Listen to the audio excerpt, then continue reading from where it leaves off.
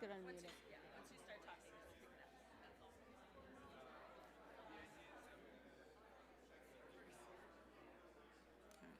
Good morning. Good morning. There we go. Hello, hello. Good morning, everyone. Good morning. We all take a seat. Hello to everyone. Good morning again. Hello to everyone joining us online today. I'm going to go ahead and start this breakout session. This is a hands-on data analytics for policy impact presentation. We're going to be talking about building capacity through real projects with Coleridge training. Over the next 45 minutes or so, you'll hear from three of us, so three different perspectives on what it looks like to use training as a tool for building lasting analytic capacity.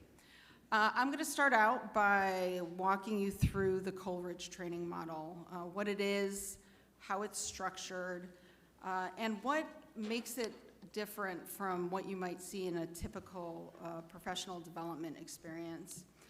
Melissa Wavelet from MDRC will then give you an overview of the State Impact Collaborative and the vision behind that.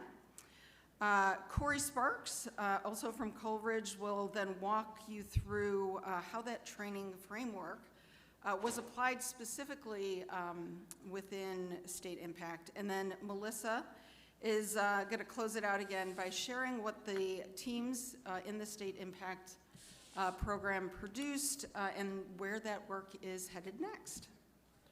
My hope is that when you leave this session, you'll have a picture of how experiential project-based training builds the kind of analytic capacity that doesn't disappear when the course ends, and hopefully gives you some sense of how you can bring that back to your own agencies. So many of the agencies that we work with, and hopefully this also resonates with all of you, you're not short on questions, right? You've got data, you've got policy questions, you probably certainly have any number of leaders and other stakeholders who want answers to those questions. What can oftentimes be a little bit more challenging is carving out the resources, carving out the time.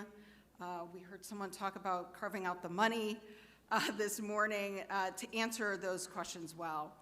And I think especially when answering those questions might require things like linking data that maybe lives in other agencies, it's managed under different systems, and is probably subject to different governance structures. The Applied Data Analytics training program and training framework is designed with those realities in mind. Rather than asking participants to step away from their day-to-day and build skills that are more in the abstract, the training is really structured around real policy questions answered with administrative data. And I think also it brings together cross-agency teams that are needed to, cross-agency and cross-functional teams that are needed to answer those questions. I think the collaboration that can kind of be really difficult to carve out in the day-to-day gets built into the training itself.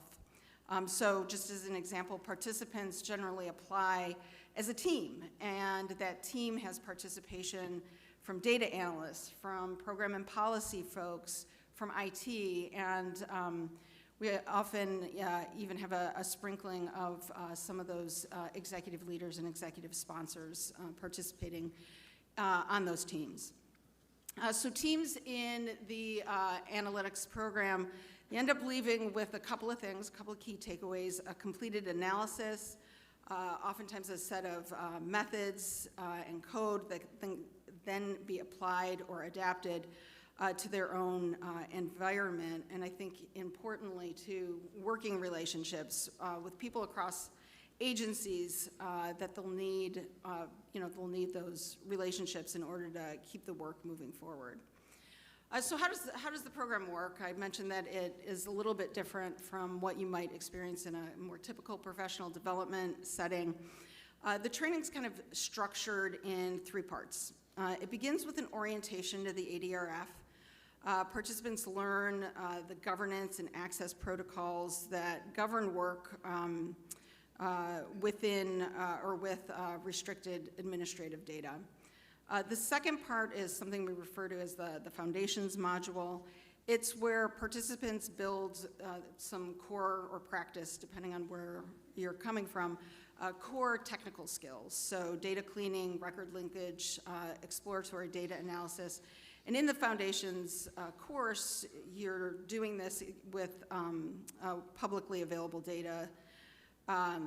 And working with this public data set at this stage really lets participants focus on developing methods, practicing the methods that without kind of the added complexity of working with the working under kind of the auspices of the restricted data governance.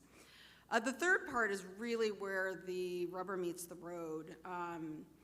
It's the core module, and that is where teams apply a lot of those methods to the, to actual confidential administrative microdata, and they're working on a policy question that the teams themselves have developed. So these techniques are familiar from the foundations module, but now they're applied to restricted data and subject to real disclosure requirements. So what makes this different from a typical training? That's a lot about kind of how the curriculum is formatted. I think one of the things is that it really is structured around this project work. There's usually around 25 to 30 participants in a course. They apply as teams, as I mentioned. And usually the teams have 5 or 6 members to each team. Those teams then work together on a research project. It follows this structured project development process. First they're scoping and developing, the teams are working together to work through a data discovery process and build out an analytic frame. They're working on their core research question, and then in the second half, they're doing the analysis. Sometimes it's descriptive analysis, depending on what some of the questions are and the course. We might look at some additional analytic methods to use in order to answer the research questions. And then the culminating experience is the development of visualizations and presentations to communicate their findings. I think one other thing, and I'm relatively new to Coleridge. I've been with Coleridge for about 6 months, and one of the things that really surprised me about the way we deliver training is the use of a coach. So each team gets a coach and works with a coach on their project. And this is someone who helps the team work through whatever might be blocking them. It could be a technical problem, a technical challenge. It could be some questions around an analytic method. It could be something related to working with the data within the ADRF. So there's this little bit of coaching that happens and is available to all of the participants on the team. So the result is that the things that matter about the training, who's kind of in the room, it's a virtual room, but the room nonetheless, what they're actually working on and what they leave with, end up looking kind of different from what you might otherwise experience. The participants, again, it's a cross-agency team of analysts, policy staff, and program leaders, all working together to answer real policy questions. The applied data analytics training, it's applied within a number of different domains and is really a capacity building engine within the state impact program. The collaborative itself, though, is a broader multi-state research initiative focused on how workforce and safety net programs affect long-term employment and wage outcomes. And I'm going to turn things over now to Melissa to tell you the rest of that story.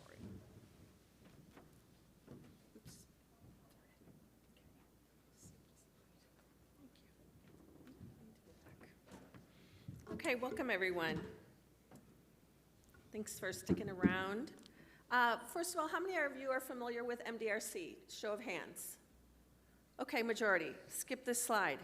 We've been around 50 years, social policy evaluation research, trying to figure out what works for whom, and our mission is to reduce poverty, first and foremost. How do we reduce poverty? And we do that with government partners, nonprofit partners, private philanthropy, and government funding. So the challenge that we are tackling is a public agency problem. So I'm here to talk to you today about the program called the Impact Collaborative. That is a project, it's a 2-year project that is an investment in state and local government staff to increase the very capacity that Beth Ann Barnes was just discussing earlier this morning. In the plenary session, she referenced the TANF Data Collaborative. MDRC was the contractor on that collaborative. I had the pleasure of being on that team with Rick Hendra, who's here, Rick Wave, my colleague at MDRC, Sharon Zanti at Actionable Intelligence for Social Policy, AASP, Chapin Hall, and Coleridge. Together, we worked on a team to build the internal staff capacity of state agencies who deliver the TANF program. And so, like she said, there is limited capacity both at the individual professional level and at the organizational TANF program level and inside these large state human service agencies. So if you are at all intrigued by Beth Ann's remarks, I really encourage you to go to the TANF Data Collaborative, TDC. There is a 2.0, we're in the middle of it. Same people working with new states, trying to answer questions that matter to them. And it's on the Administration for Children and Families website, as well as on the MDRC website. So that's a shameless plug if you were at all intrigued by Beth Ann's remarks this morning. So what's the dilemma that the State and Local Impact Collaborative is trying to solve? It's one where we have infinite needs or questions and finite evidence. We don't know enough about what works and for whom in what ways, and we need to continuously build that knowledge. So as public agencies, many of us are being asked to do more with less, shrinking resources at the federal level, shrinking support at the federal level. We heard a little bit about that this morning as well as yesterday, and yet we are being expected to do more with less, and we sit on a lot of data. So how can we most effectively leverage that data to answer the questions that matter to us today? So the Impact Collaborative is an attempt to address that challenge. We use a learning by doing approach, which is just what it sounds like.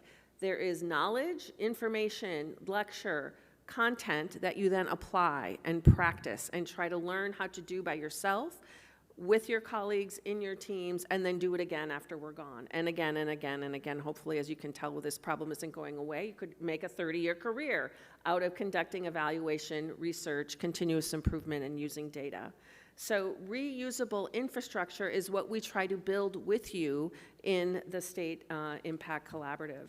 And that allows you to do more rapid evaluations, saving time, reducing the cost, and improving decision-making with more than the anecdote, more than intuition, and more than ideology in a time when we need that now more than ever. So what does that mean in real operational terms? It means that MDRC brings its evaluation, its staff like me who are practitioners and former government administrators. We bring the know-how, and Coleridge brings data scientists, the applied data analytics training, which we're talking about here today, and the administrative data research facility, which you've heard a lot about already. So together, we work with state agencies in order to accelerate the generation of knowledge, understanding, continuous improvement, and ultimately better outcomes for the families that the TANF program serves, or that the workforce program serves, or that the employment and training program. I mean, insert your favorite program and the clients that you care about as you serve them, and that's what we're trying to improve. Okay, so this 5-stage visual here is really the stages that you would complete as part of any data analytics project. So the framework itself isn't rocket science, and any of you who have done research and evaluation projects are probably pretty familiar with laying the foundation, which is a lot of trust building. We heard repeatedly yesterday that data sharing and evidence generation is only as fast as the pace of building trust. That is true in our experience as well. So laying those foundations, data sharing agreements, governance structures, then you think you got it right and you try to get the data. Then you realize you probably didn't get it right, you go back. So although the arrows here are in one direction, it could probably be arrows in both directions because this is very iterative, as most of you know. So laying the foundation, getting access to the data, preparing it. We just heard about missingness. Missingness is probably the bane of many of your existences, but missingness and data quality is a real challenge. And once you get the data, you're so excited that you don't even realize you're going to spend months cleaning it up, organizing it, and getting it into an analysis file that you can then analyze. And then most importantly, from my practitioner perspective, is what am I going to do with what you've given me? Why do I care about the p-value? Tell me about the standard deviation. No, I do not care. Rick is the one who helps me appreciate why I should care about the sample size, the p-value, the standard deviation. But in the end, I take that knowledge, translate it, and bring it into the operational implications of what can I do with the information that analysis has generated. Okay, so some of the benefits. So you heard about coaching. So there is a coach inside the course that Coleridge brings to the training, very important. Working in the ADRF requires a skill set that you get during the 23 weeks. Outside of the course, there is a coach that works with you to complete the project that you signed up for, right? So in that 2-year journey, you are working on your analytics project and a coach walks with you. You also get access to others. You're working with census data. We'll connect you to someone who's worked with census data. You care actually about qualitative data. It's not a swear word in this conference, even though we're largely talking about quantitative data and administrative data. But you want to learn how to do a good focus group, we'll bring people who can do a good focus group. So access to other types of experts, technical and otherwise, are brought to bear to the teams.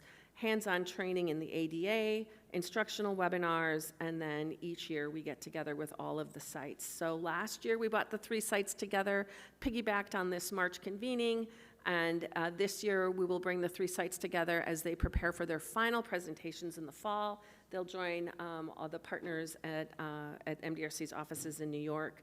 And then, of course, tools and templates. There's no experience that isn't worth its weight without providing tools and templates for you to keep doing exactly what we're working with you to do over and over and over again after the experience. Okay, so I've told you a little bit about the what, about the why.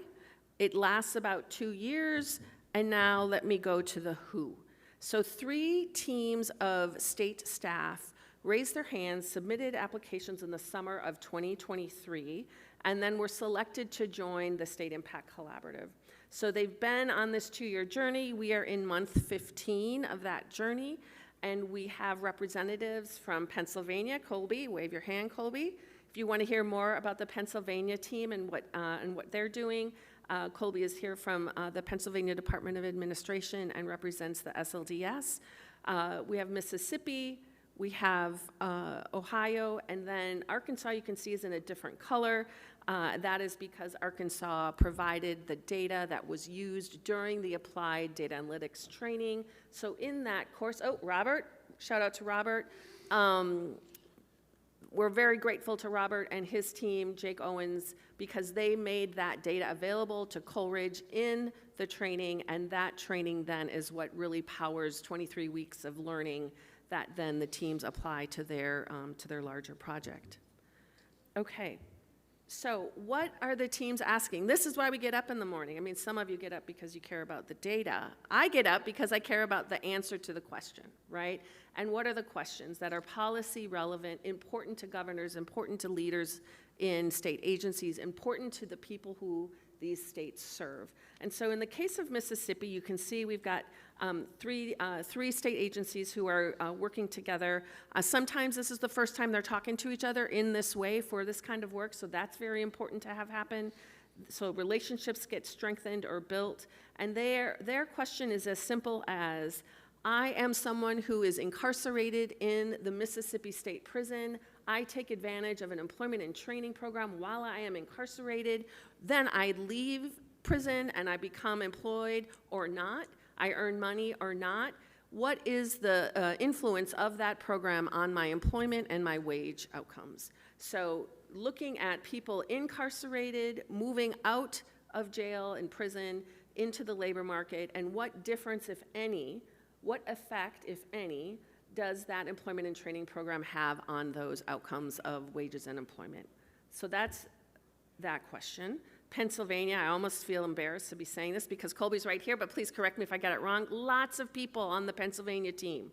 We're very fortunate to have, again, it's a multidisciplinary, multi-agency effort led by the Workforce Board. That's kind of cool. The State Workforce Board is the sort of organizing anchor in the team.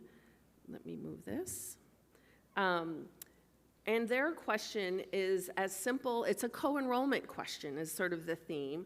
When training and employment services in the same location, or are offered in the same location where people receive food assistance, SNAP, and other assistance, does it make it more likely that they will enroll in those programs, and what effect will it have on their receipt and later employment and wage outcomes?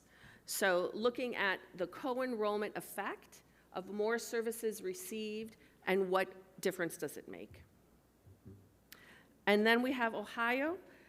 We've got the state university in this team, so the Ohio State University, along with the state government agency for job and family services. So RICEA is probably a familiar acronym to some of you. It is a U.S. Department of Labor funded federal program that tries to put people back to work who are receiving unemployment insurance. So Ohio said, we're already looking at some of these UI claimants. Let's look at those UI claimants that are also SNAP eligible. So this is an intersection of SNAP recipients and UI claimants. And does the RICEA program have an effect on the duration of UI receipt? So does it matter that I am co-enrolled or that I meet these two, that I'm eligible for both of these programs, and does that affect my, my receipt of RICEA at all? Okay, so I'm going to leave you. It's a cliffhanger. I know those questions are burning. You want to know what they're learning, what's happening, and you're going to have to stay tuned because now I'm handing the mic to Corey.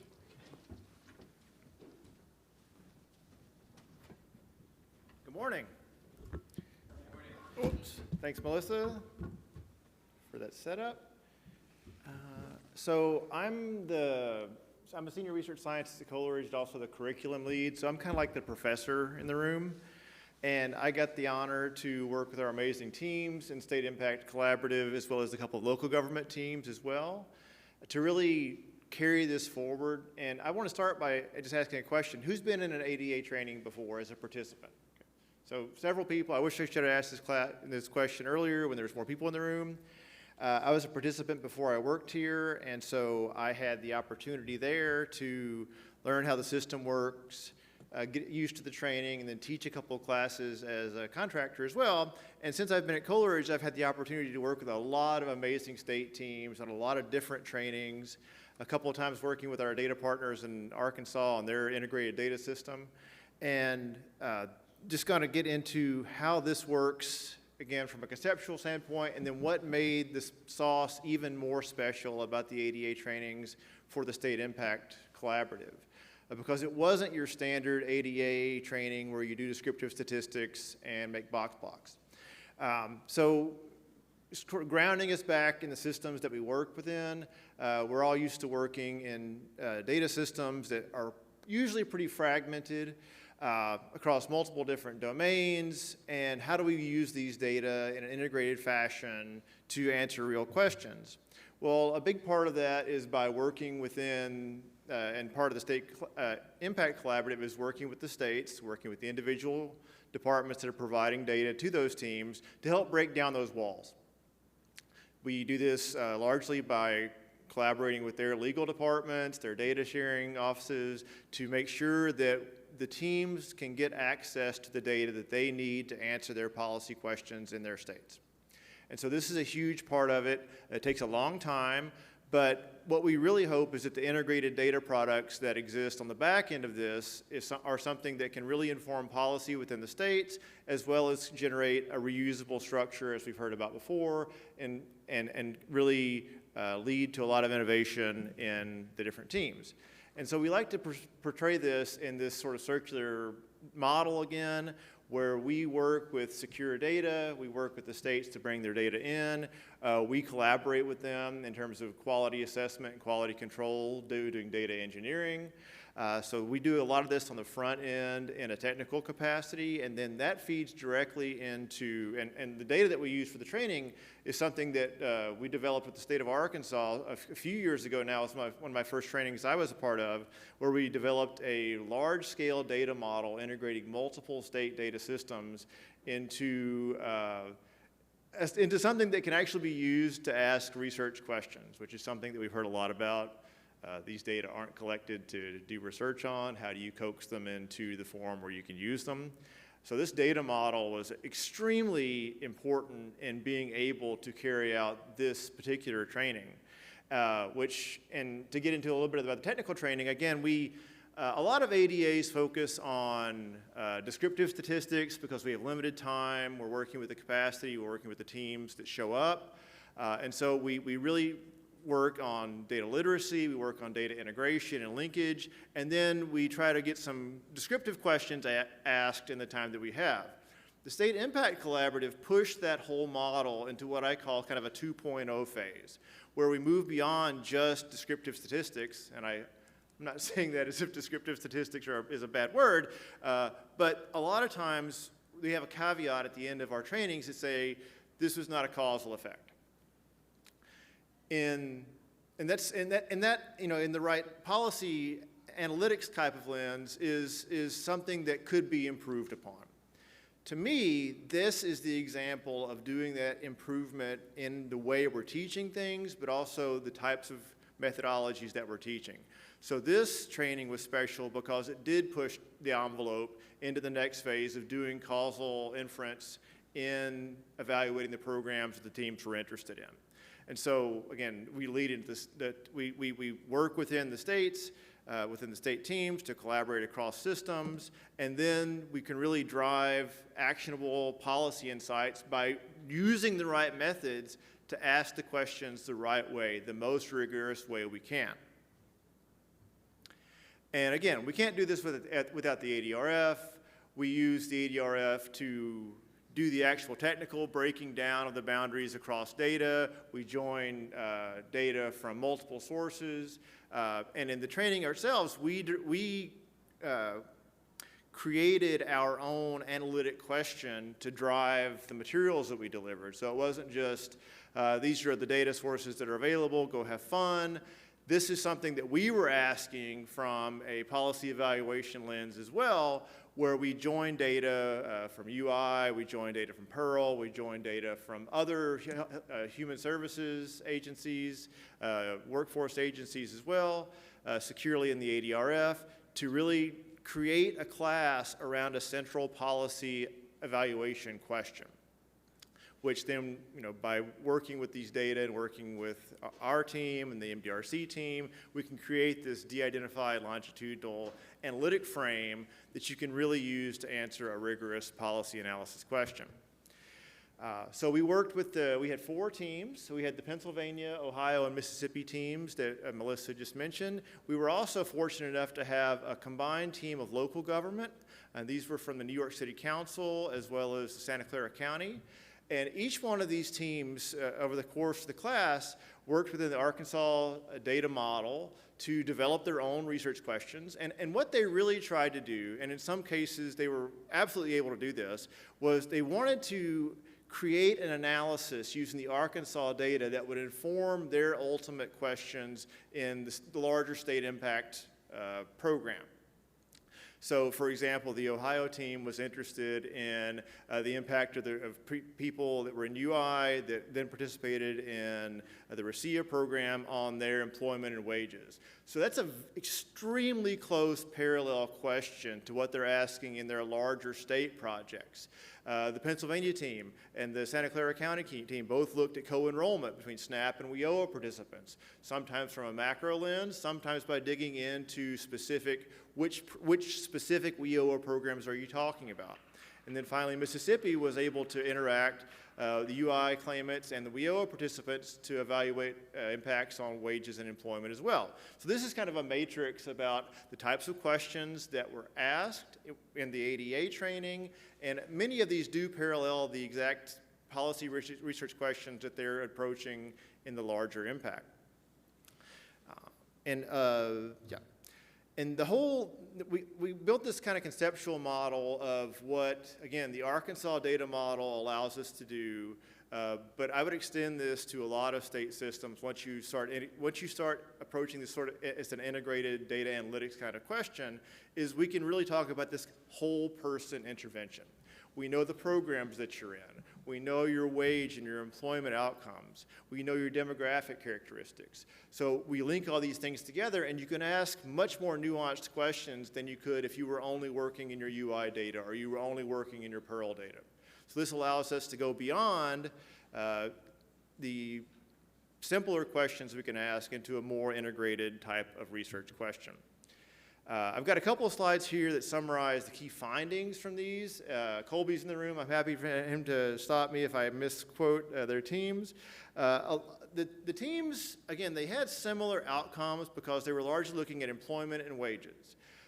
The way they were asking their questions varied from team to team. There was a lot of questions about co-enrollment between SNAP and WIOA, effectiveness of specific WIOA programs within a larger umbrella program. So there was a lot of overlap between how what types of questions the teams were asking, which again, it sets up a really interesting what I would call a meta-analysis kind of framework by looking for consistency of measured effect sizes across multiple studies, right? And so this is, you can do this by doing a lit review, things like this, but this is happening real time in the ADRF as these teams are doing the research projects. You get to see, as they're developing their project, this sort of meta-analytic framework evolving and then producing similar correlated effect sizes across the different teams. I've got an infographic that does this a little bit better. So I call this the scorecard in terms of these are summaries boiled down. Each one of these teams produced a 25-minute presentation as part of their training and then wrote a multi-page, about 20-page report each that described their methodology, their sample selection, their analytic framework, their statistical analyses, all of these things. And so this is an absolute boiled down version of that translates into what did they find on their outcomes. And again, the teams were consistent in that they were usually investigating impacts of the programs that they chose on employment rates and usually median or average wages. And again, the sort of meta-analytic framework that I'm bringing to this is that they absolutely saw similar conclusions across the programs that they were looking at in terms of usually the workforce programs themselves, RICIA, WIOA, the specific WIOA Title I and III programs, regardless of which ones you were talking about, participants in those programs showed better employment outcomes and that they were more likely to be employed, they were more likely to be employed consistently. Again, the exact outcomes measured team to team varied a little bit, but you see this consistent positive effect of these Arkansas workforce programs on the lives of the individuals in terms of getting them back into the workforce after being in the UI. There was a little bit of inconsistency and variation across teams, and again, this feeds into study design and the importance of having the nuances of how you're analyzing your data and who your cohort is. Generally, these workforce programs showed higher wages at the end of the day. Again, this varies team to team in terms of how long after the program they were evaluating, but these aren't just correlational. These are causal effect sizes. Okay, so these are what we did as part of the training to push this into the next phase was go beyond averages and medians, and we covered propensity score matching. So each team looked at how to balance and control for selectivity into the programs among the participants. Then they pushed it even further to conduct difference in difference analyses, so you can actually see the impacts on wages and employment after program participation, while still maintaining this sort of counterfactual of people who look the same demographically or economically, but did not participate in the programs. So again, these are important because they're not just average differences. These are the results of this much more rigorous econometric type of analyses that the teams were able to do. And this was a really wonderful, from a sort of the professor in the room kind of perspective. This was really great because I got to learn a lot about how to do these types of analyses, and working with the folks from MDRC, we really did create a very solid, repeatable framework for taking administrative data and asking a causal inference question within it. And really what this delivered, from my perspective, again, I love to toot our own horn when we do things well.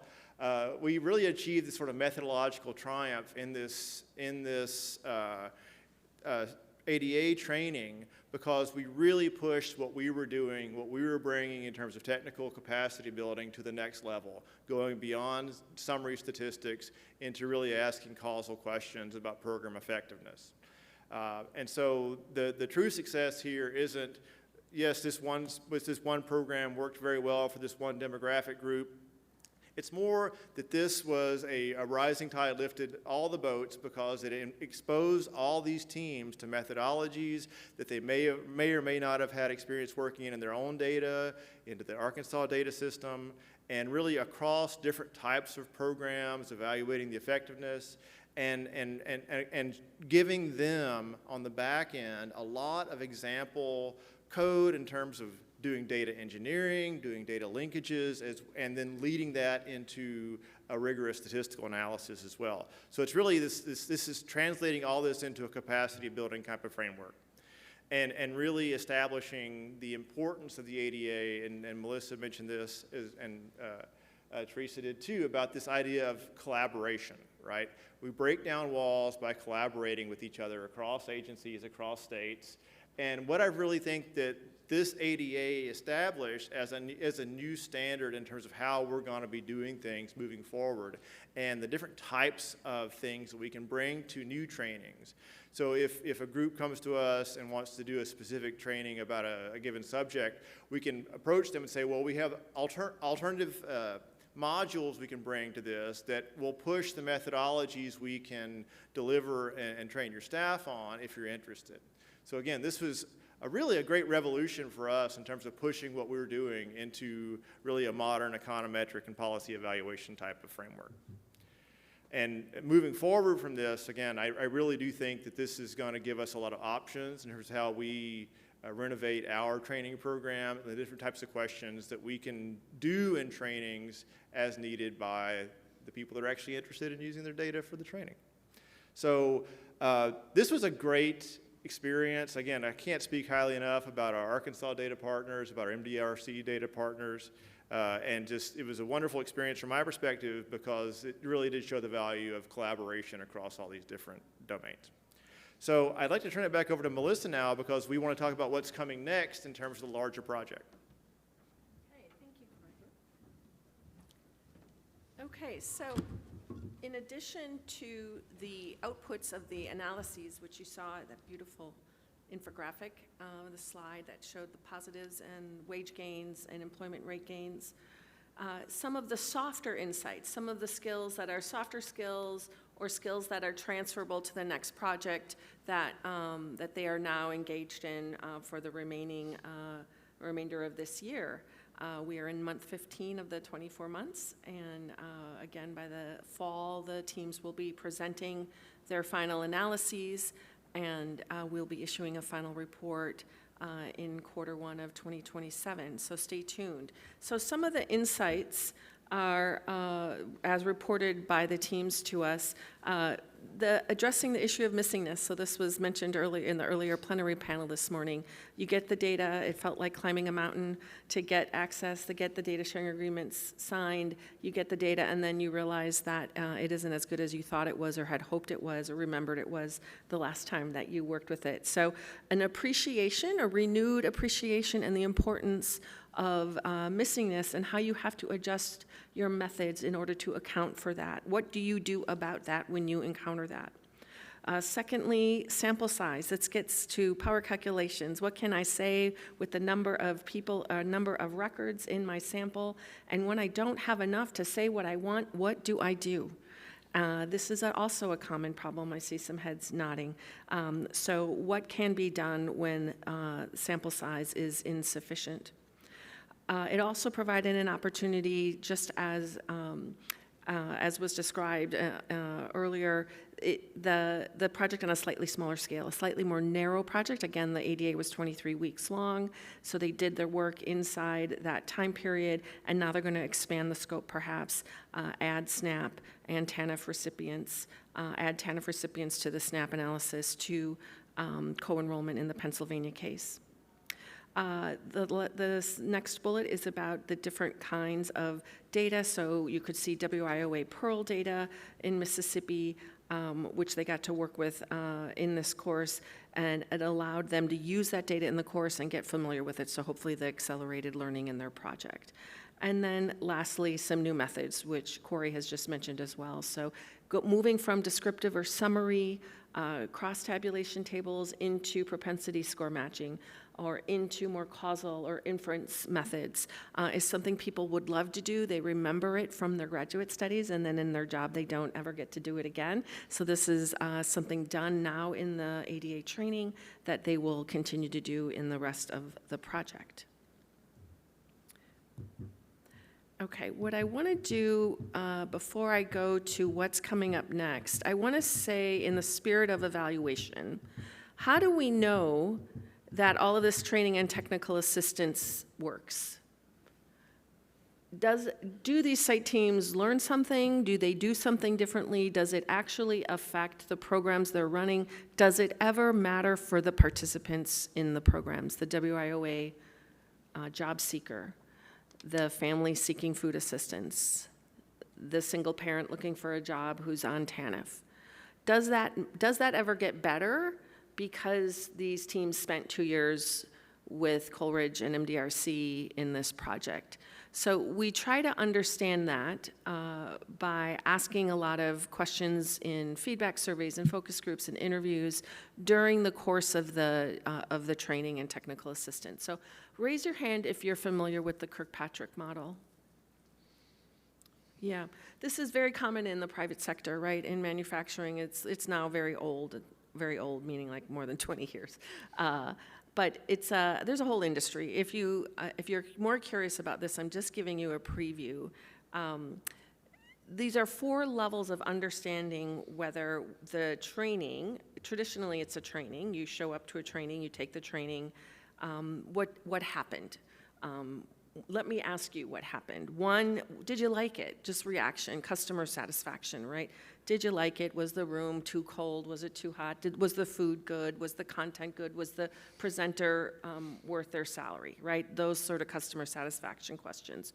Learning, did you learn something? Pre-post quizzes. Did you know what it meant to do this before? Do you know what it means to do that after the webinar, after the ADA training, after the coaching session? Then it gets trickier. Did you do something with what you learned? I know I'm supposed to eat broccoli at least once a day. Do I eat broccoli every day? Right? Do I do what I learned? Matters. Am I documenting my data the way everyone tells me I should document my code? Do I have a data dictionary like everyone tells me I should have a data dictionary? Right? Am I making behavioral changes as a result of what you taught me and what I experienced? And then lastly, level 4 is the results. And this can be results in the sort of the micro near term, which is, did we establish data analytics processes inside our TANF program, inside our WIOA program, inside these teams in the State Impact Collaborative? Are there processes that make this easier for us to do it again and again and again? That's one level of results. The other level of results, which again is why I get up in the morning, is are there fewer families who are hungry? Are there more parents who are employed? Are there more dads looking for work who got work? WIOA, RCIA, SNAP, TANF, whatever the program is, right? That's the ultimate result that we're trying to affect, but to get from our ADA training and the coaching to that is a heck of a series of logic model steps, but that's really the motivating result, is that change in the family, the outcome at the individual level and the community level. So I offer you the Kirkpatrick model. If you are intrigued about how did you actually use this, we used it in the TANF data innovation project that Beth Ann Barnes described this morning. We're using it now in the TANF Data Collaborative 2.0. Chapter 7 is riveting in the final report of the TANF Data Innovation Project. TDI final report on the Fed website, unless they took it down, or on the MDRC website. We did not take it down. So if you're curious about how this model actually translates into feedback that translates into an assessment of did it matter? Did all this training and technical assistance result in learning, behavioral change, and results? Chapter 7 is worth a gander. Okay. So just as Corey mentioned, the methodological improvements that have been milestones that have been achieved in the ADA training, there is a chance for you to get some of this. Round 2 is coming soon. So we want you for round 2. That was a terrible marketing delivery. You can tell that is not my day job, selling things to people. This is saying a lot of the things that I said earlier, but in a different format with some different words. In case you walk out of the room wondering, I'm not sure that impact collaborative thing is really worth my time or attention, getting all the approvals I would need. Here's another set of information to help you think about it. Relationship building with people in your state, in your agency, across other agencies, who you want to work with, who have information, curiosity, data, knowledge that you want to work with. This is a way to do that. Infrastructure building. You want to get a data sharing agreement signed. There's nothing better than a use case like this to get it signed. It can create momentum. It can also create other barriers, other stalls and barriers, but it can also create momentum. And then that infrastructure can exist going forward. And then, of course, the soft infrastructure, which is at the individual level, building technical skills, analytical skills, applying some rigorous methods. As Corey mentioned, MDRC's 50-plus year history is all about rigor. It is about randomized control trial. Now, how do you squeeze an RCT on a shoestring budget in 2 years? That's what we're trying to figure out, and we're working with state and local governments to try to understand how to do that for precisely the reasons Justin mentioned this morning. Too expensive, takes too long, governors turn over, presidents turn over, and what you learn 7 years down the road is no longer policy relevant. So this is our attempt to work with state and local government to figure out how to do this without compromising the rigor, bringing those same methods, but within a shorter time frame, to questions that matter while building your skills to do it after the 2 years. So if you're wondering, still not convinced she's talking to me. If you're saying, is this me? Am I the one? Am I the state or local agency? Do I run a city? Do I run a county? Do I run a state agency? So let me ask you a few questions. So are you committed to, broadly speaking, reducing poverty? Are you committed to economic mobility? Are you committed to advancing economic mobility, wage gain, however you define that among families and individuals with low incomes? If you are, and secondly, you know your data stewards, or you are the data steward, or you are the data, you are the boss of the data steward. I love that one. You have formal authority over the people who own the data, who control the data. Getting access to data is a major time barrier. And when you're trying to do something quick, it gets in the way immediately, right? So do you know who has the data? Can you get them to give it to you? Do you already have it? Data access is paramount. Third, you got questions. That's usually an easy one to meet. People all have questions. And fourth, you have questions that loosely fall in any of these domains: workforce development, higher ed, income support, or housing. So you've heard some examples, but here's just more food for thought. This is designed to help you learn how to conduct your own tests. We don't assume you have everything in place. In fact, we don't want you to. This is co-creation, co-design. You think you got a question, Colby can tell you good stories about how Pennsylvania said, we think we have 3 questions. We're not sure which one. Can you help us figure out which one our data and our methods can best answer in this 2-year time frame? So we're willing to work with you to massage the research question. Our coaches and technical bench will walk alongside you. Our preferred method and our preferred sort of evaluation method is randomization. Again, you're talking to MDRC. This is what we do, right? This is in our DNA, right? So RCT's #1 preferred approach. But if you twist our arm, okay, QEDs, quasi-experimental designs, we'll work with you there. Propensity score matching, retrospective, looks at cohorts that have already been, something has happened, something has been done to them, something they benefited from. But we've got to figure out how to design it together because the devil's in the details on all of this. I won't go into sample projects other than when you see the slide deck, you will get these. If you're like, I'm still not figuring out how this applies to me, here's some sample projects. And then that's me.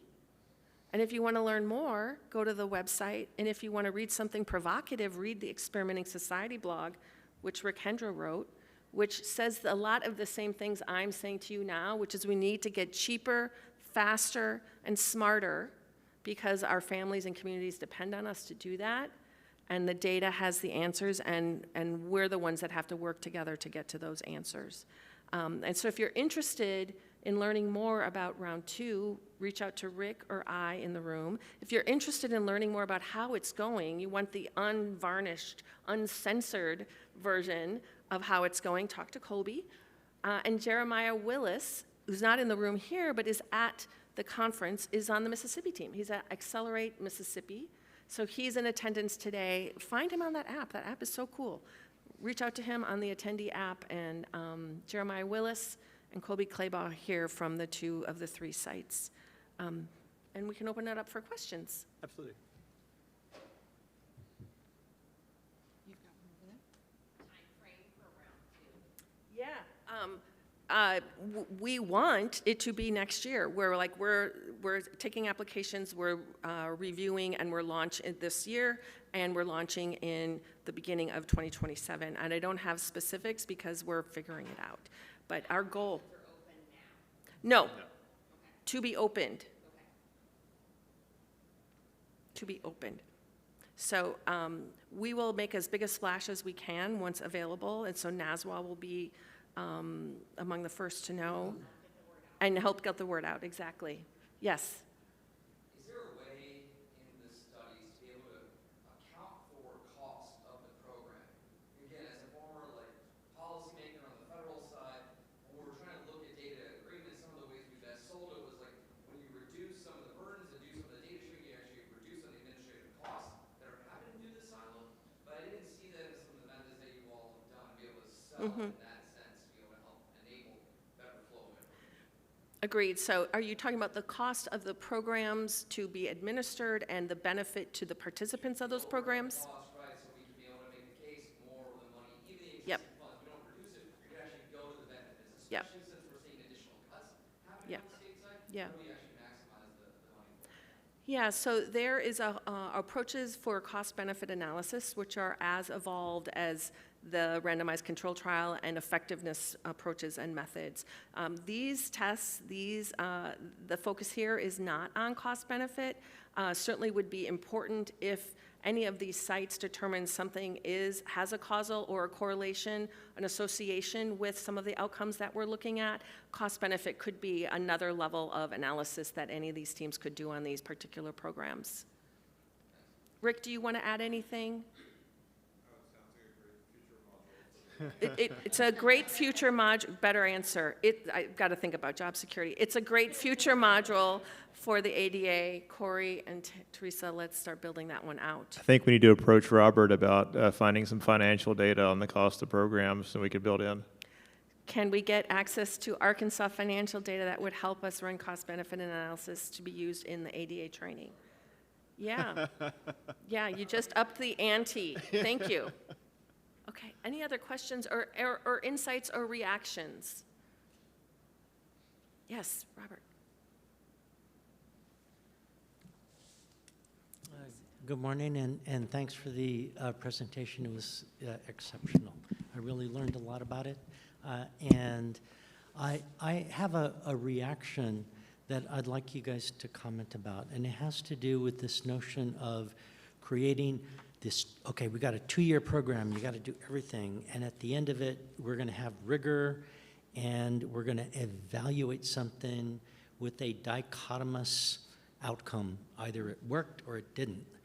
And a lot of times in programs, in their evolution and how to make them better, there's the notion of continuous learning. And I saw that a component of what was going on here is sort of like rapid evaluation. So I'd like a comment on the extent to which, rather than seeing this program as one that ultimately ends in a yes/no, did it work, instead is used for a continuous learning model on how you make programs better. Mm-hmm. Do you want to start? I'd like you to. Yeah, if I characterized it as an either/or, I apologize, because I don't think that I want to give the impression that it is a dichotomous yes/no, black and white, in this 2-year experience that you then never revisit. I think actually in order to get faster, in order to do experiments quickly, we need to make the questions smaller, incremental, perhaps more modular, and they build on each other, right? And so that there is an inherent continuous improvement that has to happen, because you can't answer probably the most complex package of questions you would like in a well, you can't. I won't say you won't be, you're not likely to, you won't, let's just be honest. So if you're trying to understand the effects of multiple programs, for example, or multiple sets of services, you're not going to be able to disentangle that in a 2-year experience, right? Maybe probably not in a 5-year experience. So yes to continuous learning, and I think the trick that, one of the tricks is how to scope the project right, so that what you can do in this shortened 2-year period is more realistic, that this is not just aspirational, but actually achievable. And that is hard. That is more art than science, and succumbs to a lot of external conditions like data availability, political interest, or sort of leadership buy-in. You know, state agencies are a little busy, right? They're running programs, they're reacting to federal opportunities and threats equally, right? Like there are human service agencies who are trying to figure out how to deal with new work requirements in SNAP. That is no small task, right? There are departments of labor who are trying to take advantage of the reinvestment in the apprenticeship program, $65 million, right? So like there's a lot of high priorities in state agencies now, and this is one of them that we want to help them get better at. So yes, thank you for drawing more of a continuum than a yes and done. I would just add to that, as somebody who thinks like a statistician, when I see results like I presented in my slide, sort of this meta-analytic take on what we found, to me, it just it causes more questions than it answers. And so, you know, you do a causal inference study, you get a difference in difference estimate. It's you got $300 more per quarter on average. That's great. But I'm always skeptical of things like that that pitch this global number as the answer. I think and this is usually one of the things that comes out of our trainings, is that you see people saying, well, what are we going to do next? And to me, I see this one number, I understand what it means, I understand that it's an impact, but how does it work for subpopulation A or B or C or for single mothers or for whatever specific demographic group you have a specific concern about, which is the way I think about things. And so it often spurs you to then dig deeper into that number and look at how, is it the same for every group in your population, right? It usually isn't. Things like that usually don't work the same way across the board.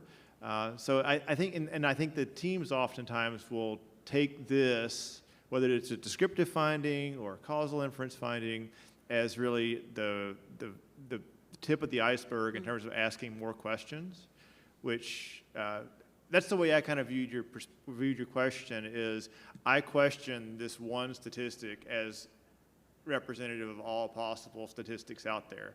It's you know, it's an average, whatnot, but what's it look like in how it breaks down in the rest of the population or in specific subgroups, which makes me question sort of any sort of universal summary statistic.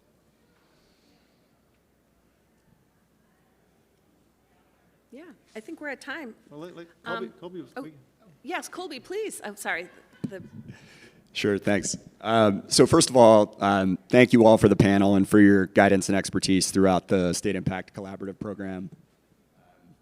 I guess just to react to the last two questions through the lens of the Pennsylvania project that Melissa described that we're pursuing through State Impact. So again, I think the big question that our team is interested in here is, you know, when we co-locate our One Stop for Human Services and our American Job Centers, put them in the same place, does that have positive effects in terms of co-enrollment across workforce and human services programs? And then if it does that lead to employment and wage outcomes that are more positive longer term? From the cost-benefit question, so we're not implementing any intervention, right? We're taking advantage of some natural variation in that co-location setup across our state.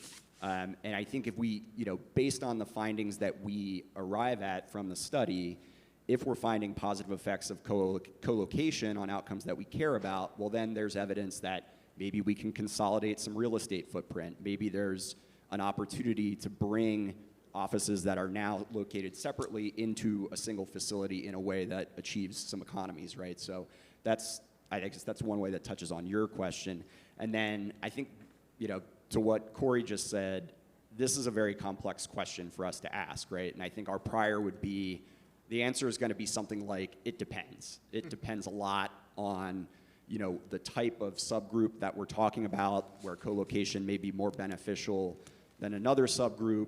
And I think our hope is, maybe strategically, is there's going to be a lot of unanswered questions or a desire to learn more amongst our key stakeholders that's going to impart some momentum to sustainability behind this whole evidence building and data analytics enterprise that will, I think, you know, gather sponsorship for additional work in this area. Mm-hmm.